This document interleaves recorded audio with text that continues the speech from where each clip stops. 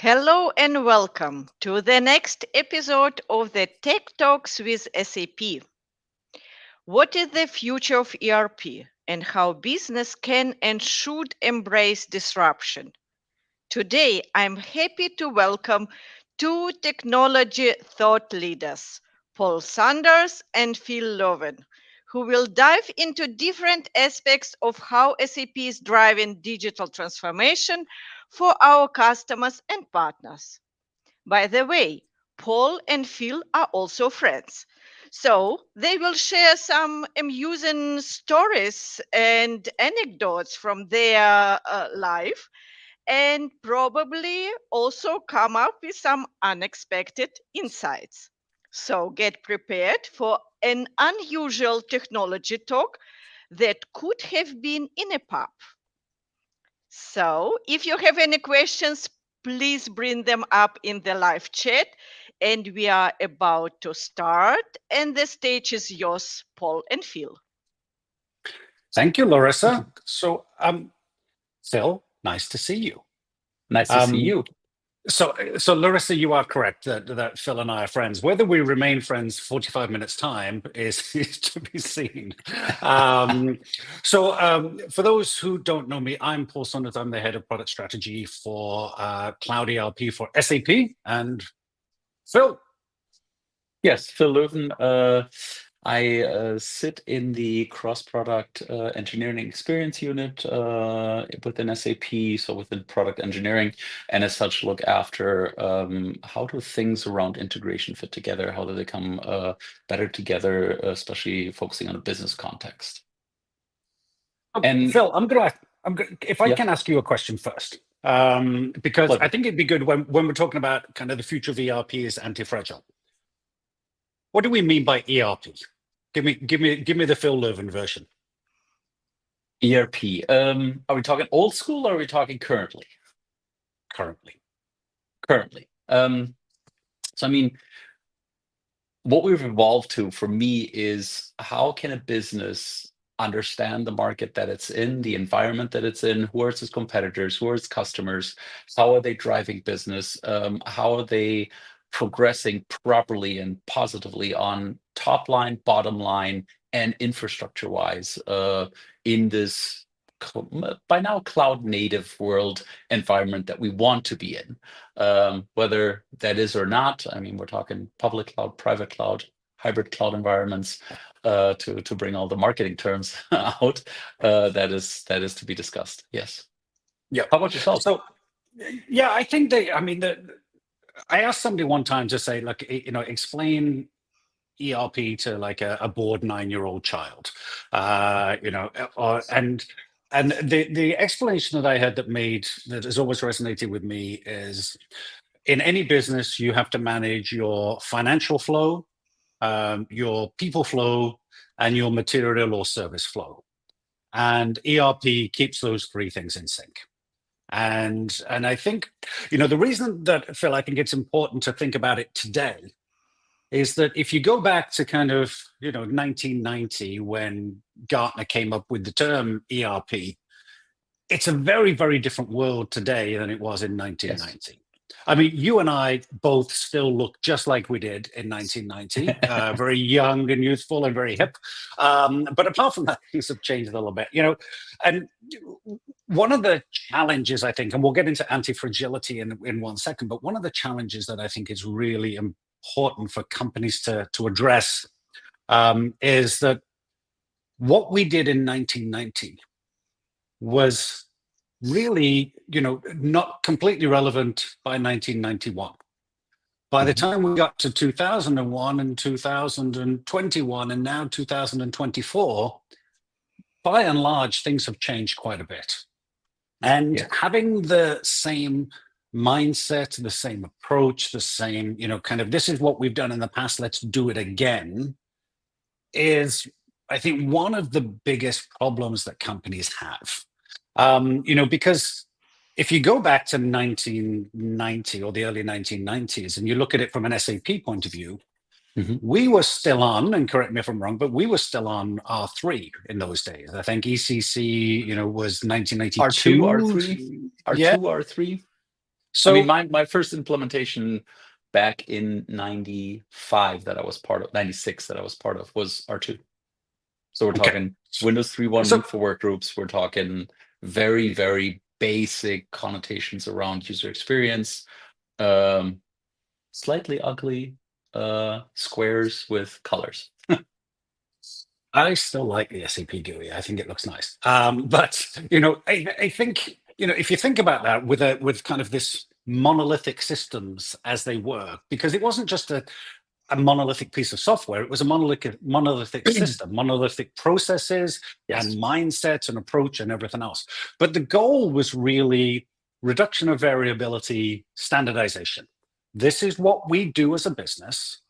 We need to do this, and we need to do it as best as possible. And what we did is we kind of standardized as much as we possibly can. And then as the ERP scope grew, and every company has their different view of what ERP is. Even within a company, there's different views. But as it grew, then we tried to say, well, in that case, we need to standardize and smush everything. And I always think about, when I was a CIO deploying ERP solutions, the approach that I took was everybody does things their own way. We've grown up through mergers and acquisitions. We've got 50 different processes for absolutely everything. I'm going to put in ECC or R3 or whatever it might have been at the time, and I'm going to force everybody to do things in a standardized way. Which made me really unpopular. But I was in IT. I was used to being unpopular. But I think the problem with that, and this leads to the anti-fragility piece, was that as soon as something changed, and the business impacts, changed, or the societal needs changed, or whatever it might be, we still try to push everything back into those standardized ways of working, those same systems, those same processes.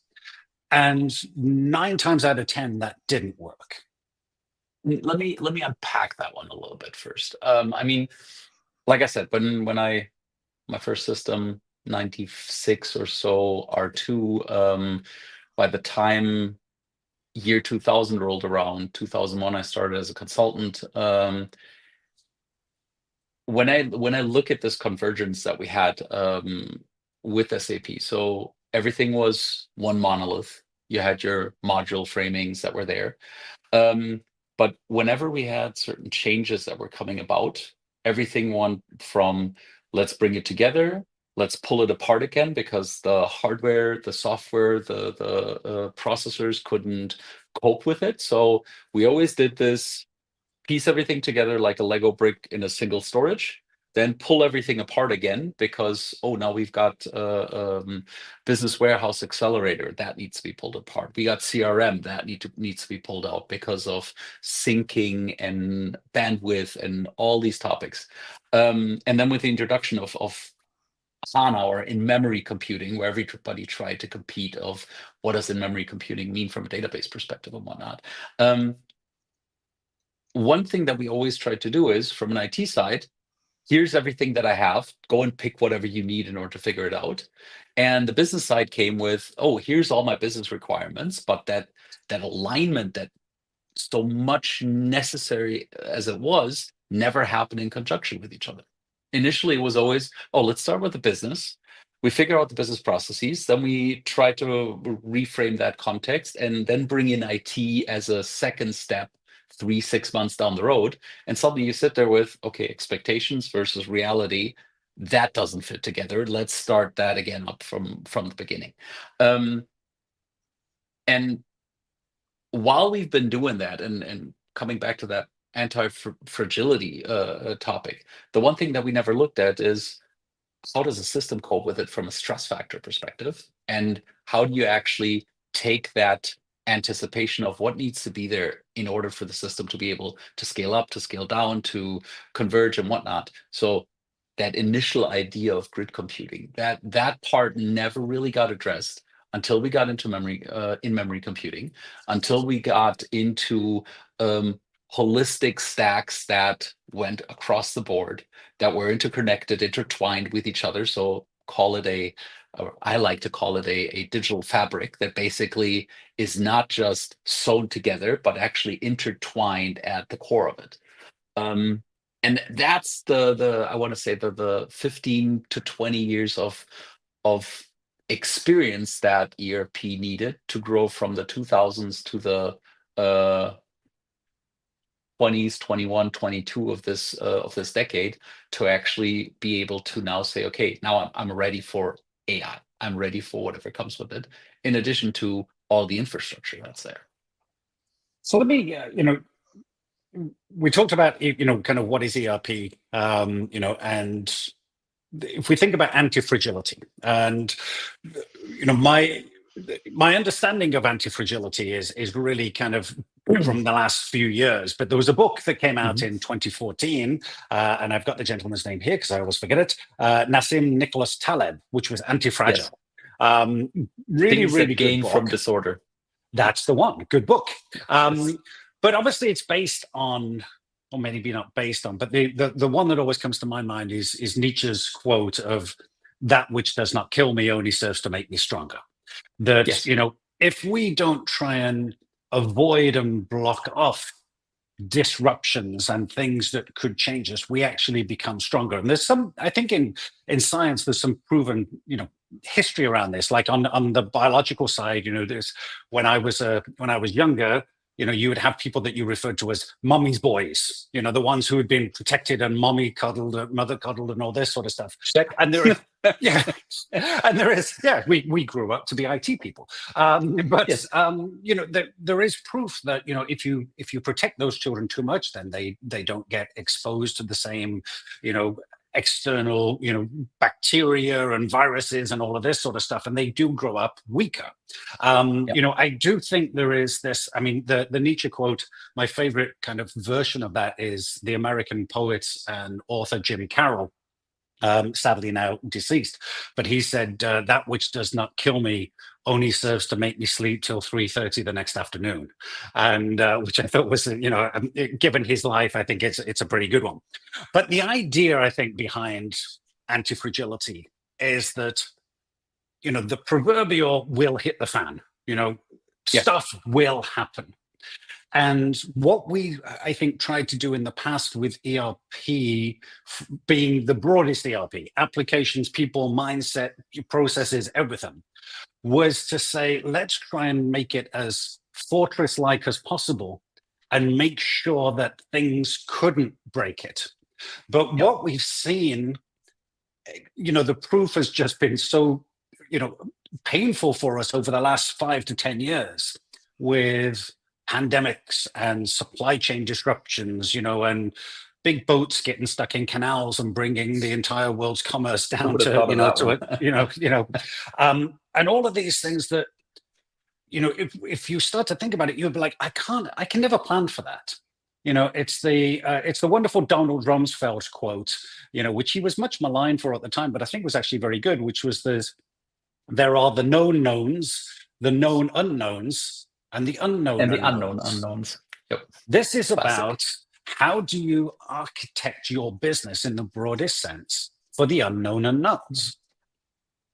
And yeah. So go ahead. For me, as I said, we're of the older generation. So I was born in 1977. That fun part of that. Now you've depressed me. Really, you're that much younger than me? Come on. The fun parts of that generation. So anything I want to say 75 to about 83, completely analog in high school.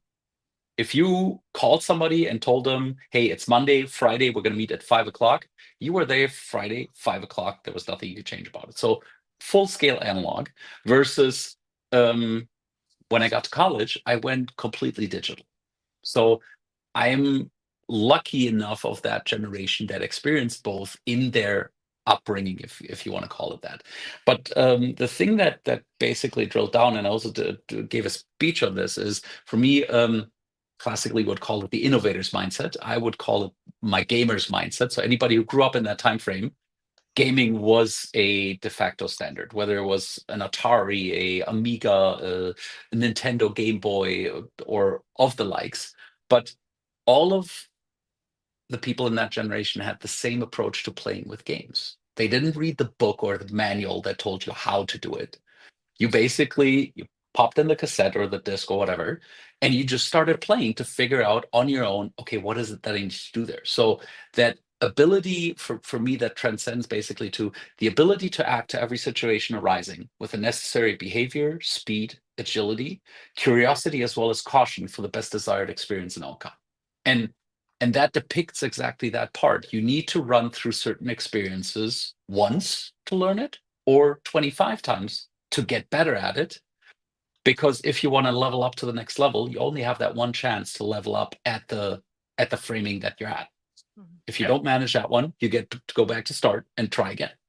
And the same when I now look at that from an anti-fragility perspective in terms of the systems, if we don't build them that they understand the environment that they're basically in, so learn from the stress that is given to them, the forces that act upon them, we will keep them at that same fragile state continuously, and we'll never be able to basically scale them up for the next level of impacts that are going to hit.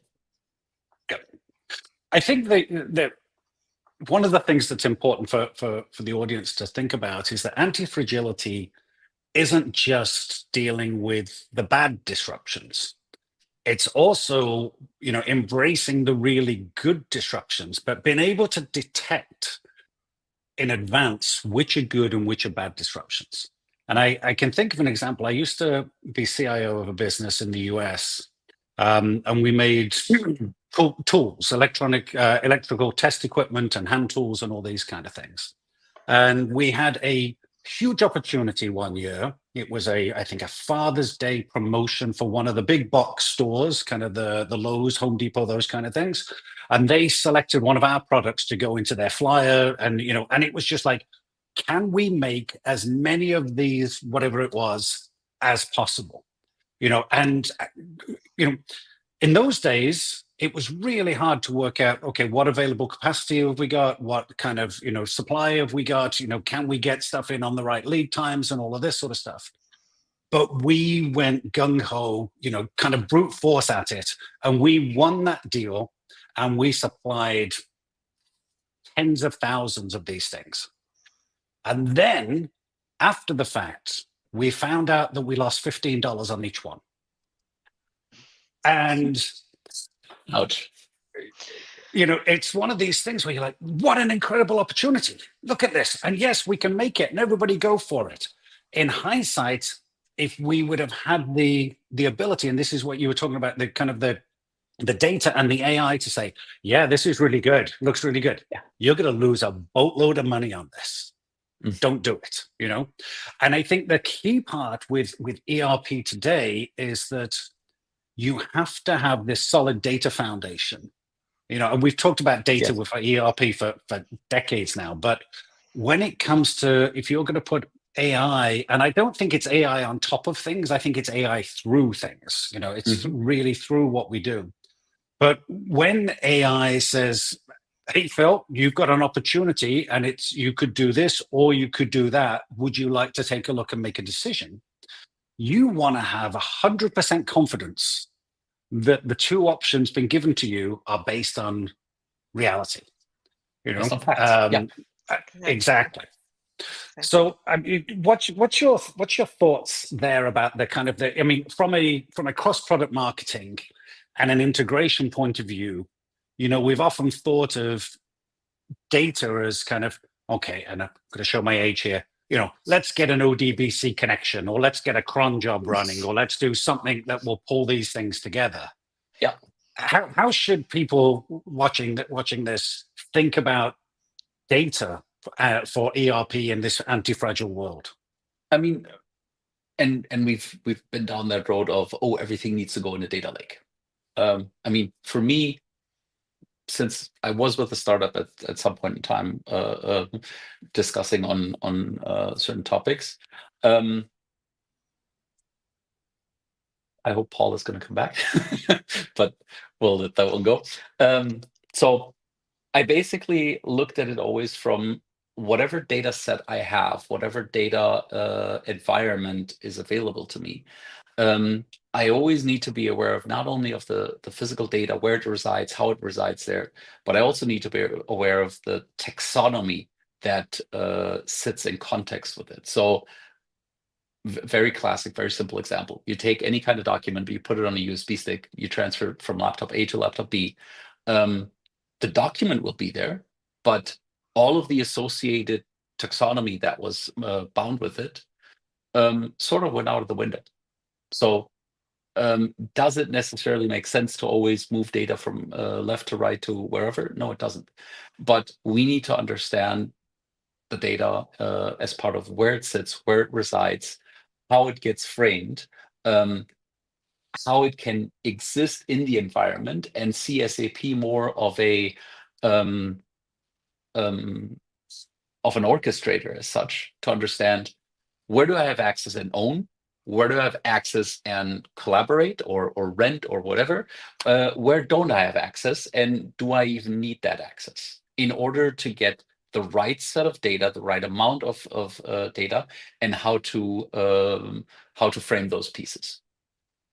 So and I mean, fun fact, anti-fragility, right? You need to stress test the system to see where it goes. It's always good to be anti-fragile, to have multiple browsers available. So when your browser just goes, I've decided to kick you out, that one's ready to go. See, Yes. that was my test for Phil, Larissa, just to let you know. I mean, But that I was all was planned. about to pick up the conversation, actually. You please do. I mean, this is the well, actually, though, this brings a very good point, Larissa. I think one of the things, again, that's a great takeaway when you think about anti-fragility is going back to kind of how we used to do ERP in the past. What we did is we went to as an end user, we would go to a consulting company and we would say, what are the best practices we should follow? And then we would go to the people who had been in our organization since time began and said, what is it that we need to do? And then we tried to put these two things together. And, in a Venn diagram, there was this tiny little overlap in the middle. And that's what we ended up deploying. Something that was not best practice and didn't meet anybody's needs. And everybody was kind of annoyed by it. One of the things that I love about kind of an anti-fragile approach is that you take people who are not normally the ones who say, this is how we do things. And you say, okay, how could we do things? How could we do things better? People, because I think one of the problems that we have in business in general is we have this very hierarchical top-down approach to things. Let's go and ask, the director of FP&A how we should do this. Let's go and ask the CFO how we should do this. Let's go and ask the CIO how we should do this. When I was a CIO, I really didn't know very much about what was going on in my IT stuff. Yeah. I didn't get into those details. If I wanted to get into go and ask somebody who actually does the job. And I think having the different mindset, the different approach, and it is that kind of that idea of what's the phrase now? It's like experienced hands with a beginner's mind. You have to bring those things together. But there also needs to be the culture within the organization to have the humility to be told that their baby is ugly. Because a lot of companies have got ugly babies, but you think because everybody's been saying, oh, look how beautiful your baby is, but at some point, I mean, Larissa, tell me if I'm wrong. There are a lot of ugly babies out there. I absolutely agree with you. However, we at SAP would like to do things better. And I think what really differentiates us from the rest of the world is flexible minds that we have in our workforce. And I can only talk from my experience with working with the people who are really ready to go this step and say, well, it's actually not what I thought, but it's something else. So why don't we pick it up? So I think to So all the points that you brought up, we should probably add this flexible mind. You bring up a very good point, because I think it's this idea of kind of being able to challenge things. My ugly baby joke is thing about saying, is there a better way that we can do this? And one of the things that I love within SAP is what we have with Signavio. Because Signavio is a great way to say, look, this is kind of what industry best practice looks like. This is what you do. In the past, we used to just kind of do all these big, kind of post-it notes on a wall and kind of, draw out our processes and then go, why is it that we do that? And then you find out, it's like, oh, well, in 1978, such and such wanted to do this project, so we did this, and you look at it now and you say, we don't need to do that anymore. But the thing that's nice about Signavio, I think, is it's not just, again, getting you to the point of going live with a new system and then you gradually deteriorate over time, but it is something that stays with you the entire time and helps you with this kind of this anti-fragile approach that, kind of this is how things can be done differently, how they can be improved. But you've got to have the culture within a business to accept that yes, there are better ways to do things. but talking about that, better ways to do things. I mean, if you look at old school, how we manipulated and dismantled an SAP system from its, this is how you get it out of the box, here you go, to old school user exits on premise. They basically built so much additional stuff. So upgradability, painful. Bringing in new features because you need to have the upgradability, because you want to drive innovation, very, very demanding. So with that construct or concept of having a clean core, wanting to bring stuff away from the standardized ERP software to BTP as the extensibility frame to be able to extend into things that aren't there out of the box, and staying true to how the system is meant or intended to run. The hardest part in that is how customers perceive that, and how customers are on their iPhone willing to accept the app the way it is. But the minute it comes to the ERP system, unaccepting to, I have to standardize and conform. You make an incredibly good point. I mean, I know there's a big difference between an iPhone and an ERP system. Yes. But I think there is this, one of the pieces that I think really important to consider is that, people of my generation, and to be honest, Phil, I thought we were the same generation. Now I feel like I could be your dad. I mean, I'm going to need to lie down after this. But, we would come and work at a company for 5, 10, 15, 20 years. And so if a system was really complicated and really hard to use and so on, over time, we would kind of work out and eventually we'd kind of grow to love it. Now with employees today, they're going to work on average, I think, at about 2.2 years per job. So if you're spending a year getting somebody up to speed with your ERP solution because it's not standardized, because you've made it so that you can't go and hire somebody from another part of your business or from outside and have them do the role, then effectively you're going to be paying somebody 2 years' salary for 1 year of work, which is not a great view.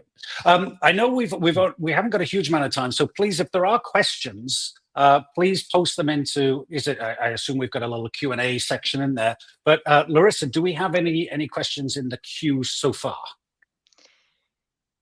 Yes, we have questions in Q&A. I like that. I like how it popped up. Yes. And the interesting thing about this question, we have people in the audience who actually like our anti-fragile concept. and even want to pitch this concept during the discovery phase in front of the customer. So what would be your recommendation how to do this, and especially for rise with SAP engagements? What do you recommend? I'll give my version first, and then Phil, please jump in and tell me where you disagree or agree. In any conversation with any customer, I would try and remove any technology terms and any buzzword terms and anything that doesn't make any sense. So even though we've talked about anti-fragility here, I wouldn't go into a CFO or a COO or whoever it might be and say, hey, let's talk to you about why you need an anti-fragile strategy. I would explain kind of, okay, let's talk about, we know that every business today has the same ultimate goals that they did, 30, 50, even 100 years ago. And that is basically revenue, cost, and risk. How do I grow my business? How do I keep my costs down as much as I possibly can? How do I manage my risks so that I can profitably grow, stay in business, and provide my services and goods and so on? In order to be able to do that, they're going to get hit by all the stuff that they have to do every day. Hire people, pay people, do all of these different things, buy some raw materials, sell some products, invoice people, and so on. Then they're also getting hit by all the macro things that are coming in from outside and everything. If you talk to a customer in their terms, like, we know that you are looking to grow profitably. We know you're looking to manage your risks. We know you're looking to, whatever it might be. And look at what has happened just in the last 5 years. Inflation has driven the cost of goods up. It's eroded margins massively. Energy costs have gone through the roof, like you wouldn't believe. Staffing costs have gone through the roof. So margins are getting shrunk. With that, customer demands are changing. You've got geopolitical situations that are changing and so on. It's a very complex, very fast-moving world, and it has been for quite some time. SAP can help with all of this. We are, I think, the kind of the calming, confident voice in the storm. It's not about, we don't sell software. Christian Klein said this 4 years ago now, where he said, we don't just sell a product. We sell, digital business processes designed for a digital age. It's business transformation as a service. It's not about, would you like some cool cloud software? Cool cloud software is what enables you to meet your goals. And anti-fragility is a mindset, an architectural approach, a kind of a thinking that you have to have on how you do that. But Phil, give me your thoughts. I mean, spot on. The part for me, and I experienced this once before when we went down that whole design thinking endeavor. There were the firms out there that said, oh, I'll do a design thinking project for you. And there were the firms out there that said, we'll do a project together that has design thinking natively baked into the DNA of the project. How you approach things, having a beginner's mindset, opening up the room for any potential discussion. So for customers, I mean, for me, pitching that framing, the first part is also coming back to your best practices. Best practices are amazing for environments that we've experienced before.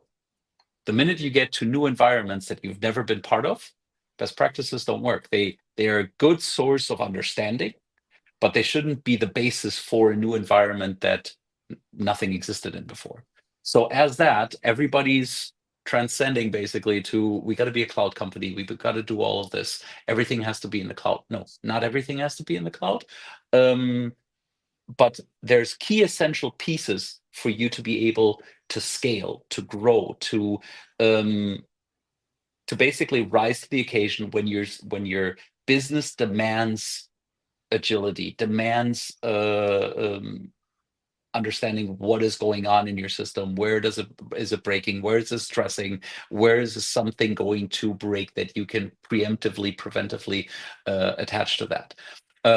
So if you're pitching Rise, understand your rise pitch, understand the customer, the desired customer experience, understand the processes or the process segments impacted, and understand, like you said before, using Signavi or using LeanIX and others, understand the environment where the process can stay the way it is, needs to have some small tweaks and adjustments, or needs a full-scale change, because otherwise you're not going to be meeting market's demand, customers' demand, and your top and bottom line demand. All right.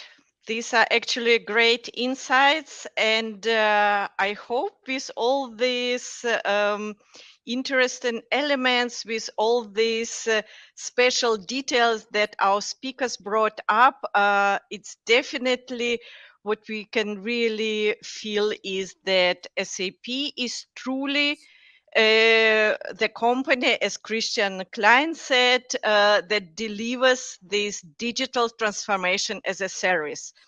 And if I may wrap up this talk, definitely SAP have all the resources and all the knowledge available. So don't be afraid to engage with us, to reach out to us and start your hit the road with us, or maybe just pick us as on the road if you are already somewhere on the way.